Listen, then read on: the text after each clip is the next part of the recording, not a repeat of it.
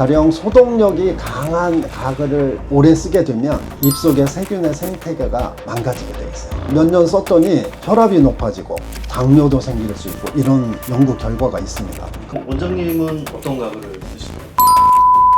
들어있는 가글을 사용합니다.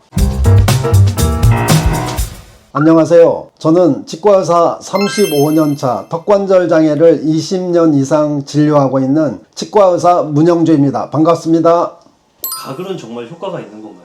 네, 당연히 효과가 있습니다. 그런데 잘 쓰셔야 됩니다. 왜 잘 써야 되냐면 구강 내에 세균의 생태계 때문에 그래요. 입속에도 유익균, 유해균 같이 엉켜 살거든요. 그래서 이 세균의 생태계가 건강해야만 건강한 입속을 유지할 수 있습니다. 그런데 가령 소독력이 강한 가글을 오래 쓰게 되면 입속의 세균의 생태계가 망가지게 돼 있어요. 잘 쓰시면 당연히 효과가 있습니다. 네. 그러면은 제 주변에 이제 가글을 매일 사용하는 분이 있는데 그분은 가글을 매일 사용하고 잇몸이 안 좋아졌다고 하는데 그게 가글 때문인가요? 당연히 가글 때문에 그럴 수도 있습니다. 왜냐하면 가글에는 소독력이 들어가 있기 때문에 알코올이나 또 클로르헥시딘 뭐 이런 등등 소독제가 좀 들어있거든요. 그게 자극을 줄 수 있어요. 그러니까 생태계 얘기했듯이 세균을 다 한꺼번에 막 이것저것 다 죽이게 되면 저항력이 더 떨어져요. 그래서 잇몸이 나빠졌다고 느낄 수도 있습니다. 그렇다면 좋은 가글은 어떤 네. 가글이에요? 사실 이거는 논란의 여지는 좀 있겠으나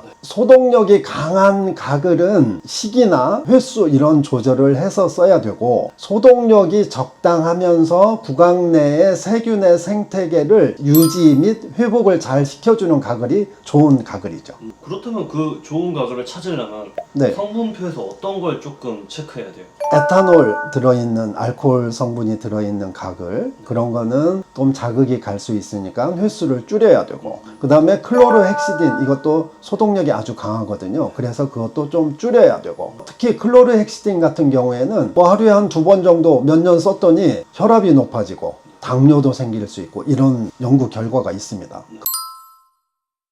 구강 내에는 미생물의 생태계가 있는데요. 유익균도 있고 유해균도 있고 같이 엉켜서 살아요. 그런데 그 생태계를 파괴하는 가글은 안 좋아요.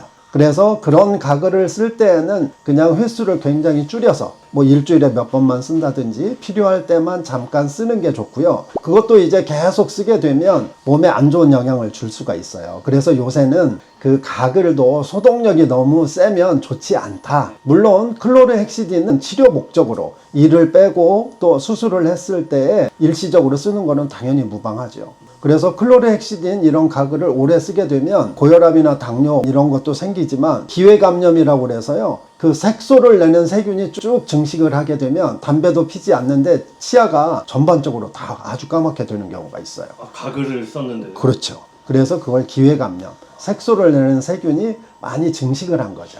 진지발리스라는 세균이 있거든요. 그 진지발리스는 잇몸 질환을 일으키는 세균이에요. 그런데 이것이 췌장에 가서는 췌장암을 일으킨다 이런 연구 결과도 있고요. 또 이게 뇌까지 갈 수도 있다. 입속의 세균의 생태계는 되게 중요하다. 그래서 나쁜 균, 진지발리스나 이런 거는 항균을 잘 하고 유익균은 많이 살리는 대장하고 똑같죠. 그래서 구강 내의 세균의 생태계를 건강하게 유지해야 된다. 다른 장기도 건강할 수 있다. 이것이 오랄리제이션이라는 용어가 있거든요. 구강화라고 하죠. 영국이 식민지 지배를 하면 그 문화나 이런 게 다 전파되잖아요. 그렇듯이 구강 내의 세균의 생태계가 다른 장기에도 전파되더라. 그래서 이거를 구강화, 오랄리제이션이라고 그래요. 그래서 입속의 세균을 건강하게 유지해야 다른 데도 건강할 수 있다. 오염된 물이나 음식을 먹었을 때 장에 장염이 생기고 그랬더니 그 임산부가 아기가 장염이 걸리더라. 이런 논문이 있어요. 입속의 세균의 생태계가 되게 중요하다. 이게 이제 요새 연구의 핫한 트렌드예요. 그래서 가글도 잘 사용해야 된다. 너무 센 거 쓰면 안 된다. 또 잘 쓰면 되게 좋다. 그러면은 소금물 가글은 어때요? 소금물이요?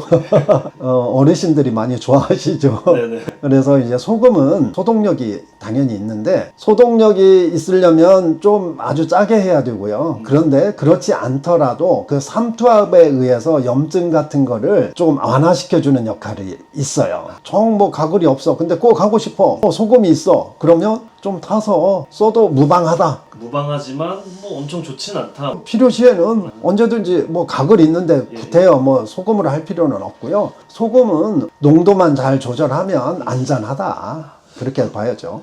올바른 각을 사용 방법은 뭔가요? 하루에 1회 정도, 뭐 1회. 필요시에는 또 필요하면 더 해도 되지만 30초에서 한 1분 정도를 원칙으로 하고요. 한 후에는 물론 헹굴 수 있으면 헹구시고요. 또 부득이하게 헹굴 수 없을 때는 안 헹구셔도 돼요. 그런데 또 하나 주의해야 될 게 있는데요. 알코올이나 그 다음에 클로로헥시딘, CPC 이런 소독력이 강한 가글을 할 때는 횟수를 좀 줄여야 돼요. 너무 많이 하게 되면 구강 내의 미생물 생태계가 망가져서 건강이 더 안 좋아집니다. 성분이나 소독력에 따라서 잘 사용을 해야 됩니다. 원장님은 어떤 가글을 쓰시나요? 에센셜 오일이 들어있는 가글을 사용합니다. 이 가글은 이제 구강 내의 미생물의 생태계를 회복시켜주면서 유지시켜주는 가글인데요. 자주 사용해도 괜찮고 또 입냄새도 잘 없어지고 인도에서 우리가 건강법으로 아침에 일어나서 오일을 10분, 15분 머물고 있다가 뱉으면 독소가 빠진다. 이게 오일 풀림이거든요. 그런 개념에 의해서 일석이조 냄새도 없앨 뿐만이 아니고 독소도 빼는 그런 거를 저는 좋아합니다. 그게 뭔가요? 오일 풀링 가글인데요. 제가 개발했습니다. 직접 그런 게. 만드신 거죠? 네네. 그럼 이거는 이제 주변에서 어떤 분들이 좀 이걸 많이 쓰시나요? 주로 이제 구내염이나 이런 생긴 분들하고 그 다음에 저기 항암 치료나 또 입덧이 심한 분들이 좋아해요. 아, 약하니까 좀.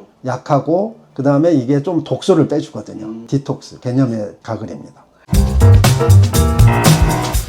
오늘은 가글에 대해서 알아봤는데요. 가글은 그 성분에 따라서 소독력이나 여러 가지 차이가 있습니다. 그래서 사용 방법도 중요해요. 성분이나 소독력 이런 것을 잘 살피시고 또 사용 방법을 잘 하셔서 건강 향상에 도움이 되셨으면 하는 바람입니다. 또 궁금한 점이 있으시면 언제든지 연락 주십시오. 그러면 성심성의껏 답변해 드리겠습니다. 감사합니다.